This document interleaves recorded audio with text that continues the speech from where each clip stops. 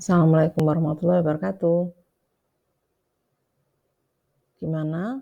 Sudah setengah bulan Ramadan terlewati. Mudah-mudahan puasanya tetap lancar ya, tetap sehat, dan bisa mengoptimalkan momen Ramadan ini sebaik-baiknya. Kali ini kita bicara tentang keuangan lagi, tapi ini adalah keuangan pribadi. Seberapa ngirit kita saat Ramadan? Yuk kita kupas satu persatu. Kalau di list begitu ya, kita biasanya belanja Ramadan tentu saja pertama adalah makanan, kemudian pakaian, kemudian juga mungkin perbaikan rumah dan kendaraan. Ya, barangkali teman-teman punya list yang lain, boleh disampaikan di komen. Belanja makanan ini kan yang paling kita perhatikan ya mungkin ya, karena terutama puasa secara fisik kan memang menahan lapar, menahan tidak makan dari subuh sampai maghrib. Karena itu secara logis kita mestinya bisa lebih hemat. Yang biasanya makan 3 kali menjadi 2 kali saja. Tapi apakah benar kita jadi hemat? Coba dihitung atau diperhatikan aja. Kita kadang-kadang jadi lebih boros ya, boleh dibilang boros dalam tanda petik.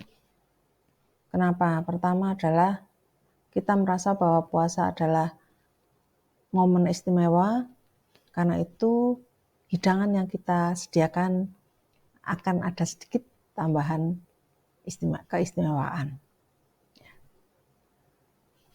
Sehingga kalau mungkin biasanya tidak terlalu memperhatikan penyediaan buah, kita tambahkan buah dalam hidangan. Ya memang buah perlu ya, tapi kan kalau kita orang Indonesia itu kan terutama yang ya seperti kita yang sederhana itu, buah itu kadang-kadang paling seminggu 3 kali, 2-3 kali gitu ya. Terus kemudian kita bisa tidak hemat karena kurang koordinasi dan komunikasi. Kok bisa gitu ya? Bisa karena gini, kita karena bulan puasa ibu menyediakan makanan di rumah, ya masak lengkap, ditambah kolak mungkin. Tapi kemudian mungkin ayah pulang dari kerja karena merasa puasa, di jalan lihat es teler enak, beli untuk di persiapan buka puasa. Akhirnya kalau tidak terkoordinasi dengan baik, di rumah akan ada es teler dan kolak. Itu kan jadi nggak hemat gitu ya. Belum lagi kalau ada putra-putranya yang sudah cukup besar, bisa belanja sendiri ya, mereka ngabuburit, membelikan juga makanan di rumah, jadi bisa double-double. Kita juga bisa tidak hemat karena manajemen persediaan makanan kita yang kurang optimal ya kalau boleh bilang. Kalau di hari-hari tidak puasa, kalau ada makanan sisa ketika setelah makan pagi gitu ya, ada makanan sisa masih kita bisa makan siangnya atau kadang-kadang malah dipakai nyemil di sepanjang hari. Tapi ketika bulan puasa, setelah berbuka, memang mungkin masih ada waktu untuk nyemil gitu ya. Tapi kadang-kadang sudah cukup full gitu ya, sehingga tidak ada kesempatan lagi atau tidak ada ruang lagi untuk makan-makan tambahan, sehingga kadang-kadang ada sedikit sisa. Kemudian nanti untuk sahur masak lagi, ada sisa lagi, akhirnya akan ada sisa-sisa sedikit-sedikit. Nah, itu juga perlu kita perhatikan supaya bisa lebih hemat. Nah, yang menarik ini adalah kue lebaran. Kalau kita adalah keluarga yang dianggap tetua gitu ya, ada sanak saudara yang datang ke rumah, mungkin kue lebaran sangat perlu. Nyambut tamu kan memang memuliakan tamu itu adalah ajaran yang sangat baik. Tetapi kalau yang standar-standar gitu, saya ini tidak selalu didatangi karena itu kadang-kadang penyediaan kue lebaran itu dimakan sendiri, ya. Jadi ini yang perlu kita waspadai juga itu. Seberapa banyak kita harus beli, gitu ya.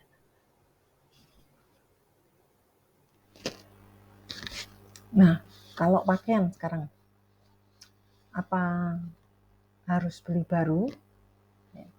Kalau zaman dulu, zaman perjuangan di mana memang toko belum banyak, ya kan? Mungkin juga pendapatan orang tua belum mencukupi. Memang hari raya adalah momen beli baju baru, gitu ya.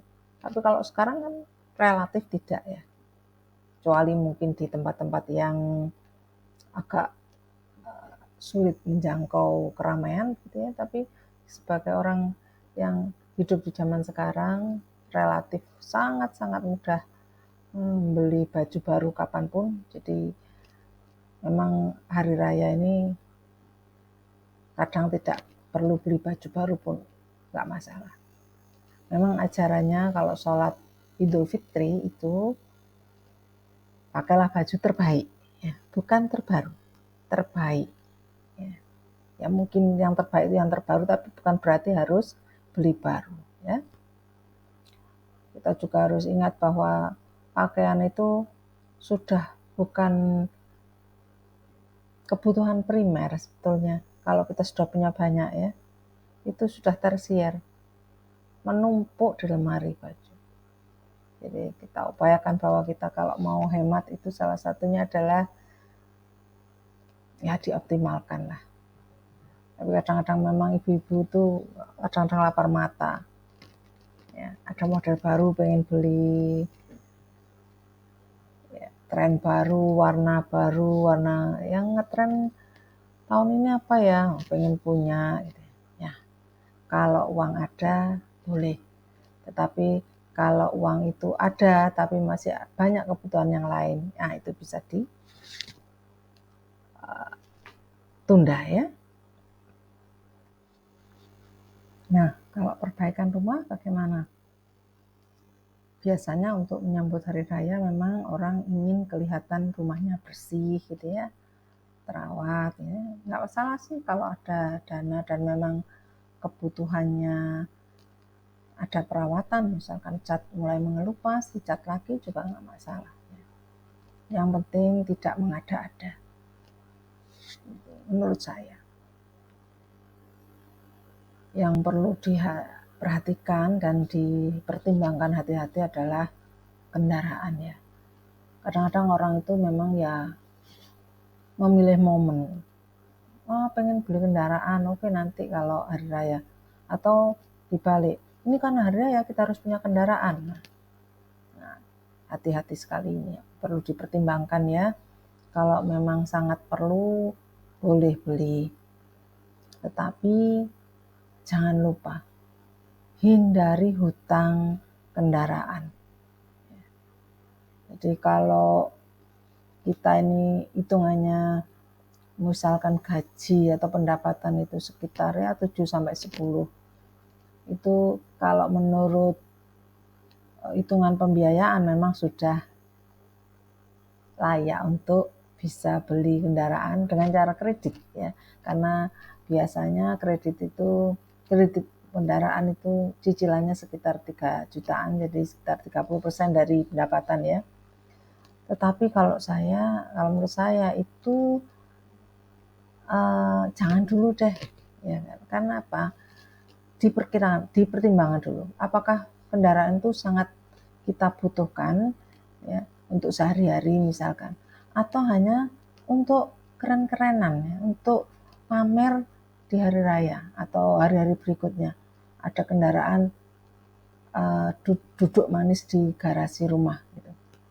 Atau bahkan kalau tidak punya garasi, wah itu lebih parah lagi. Jangan beli mobil kalau belum punya garasi, ya ngerepoti sekitar. Karena beli kendaraan itu selain beli kendaraan, kreditnya akan sangat mahal ya, hitungannya itu kalau misalkan harga mobil 200 saja, kalau kredit itu kan kalau dihitung-hitung bisa jadi 300 juta ya. Bayangkan kita kerja keras, banting tulang untuk bayar kredit, untuk membeli sesuatu yang nilainya turun ya. Mobil itu makin lama tidak makin naik, pasti makin turun. Jadi kerugiannya double. Diupayakan tidak beli kredit dengan cara tidak beli kendaraan dengan cara kredit ya. Kalau bisa belilah dengan cara cash.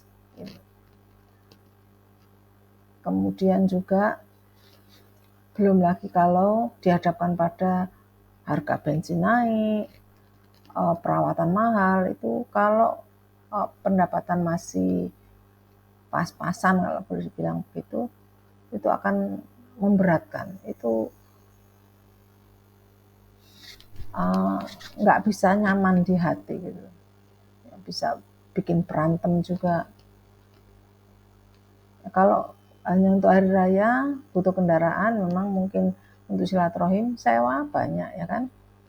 Anda hanya cukup keluarkan uang 1-2 juta, sudah setelah itu bebas beban.